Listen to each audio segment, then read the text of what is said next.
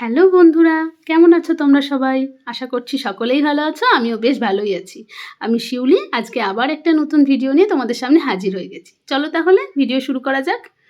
দেখো, আমি ফ্লিপকার্টে শপসি থেকে একটা হোয়াইট টপ অর্ডার করেছিলাম। তো আজকে তোমাদের সামনে সেটারই রিভিউ দেবো। দেখো, টপটা প্রথমেই ওপেন করে নিয়েছে সুজয়। তোমাদের সামনে আজকে টপটা ওই দেখাচ্ছে খুলে। তো প্রথমেই ও যেটা দেখতে পেয়েছে আমাকে দেখাচ্ছে, সেটা হচ্ছে টপটার মধ্যে একটা পেনের কালির দাগ রয়েছে দু জায়গায়। তাছাড়া টপটার মধ্যে আর কোনো সমস্যা দেখতে পাচ্ছি না। টপটার হাতের ডিজাইনগুলো দেখো, বেশ ইউনিক, বেশ স্টাইলিস্ট, এবং টপটার কোয়ালিটিও যথেষ্ট ভালো, সেটাই ও আমাকে বলছে। তো আমার তো ভীষণ পছন্দ হয়েছে টপটা। তোমরা যদি এই টপটা নিতে চাও তাহলে আমাকে মেসেজে জানাতে পারো, আমি ডেসক্রিপশানে লিঙ্ক দিয়ে দেবো।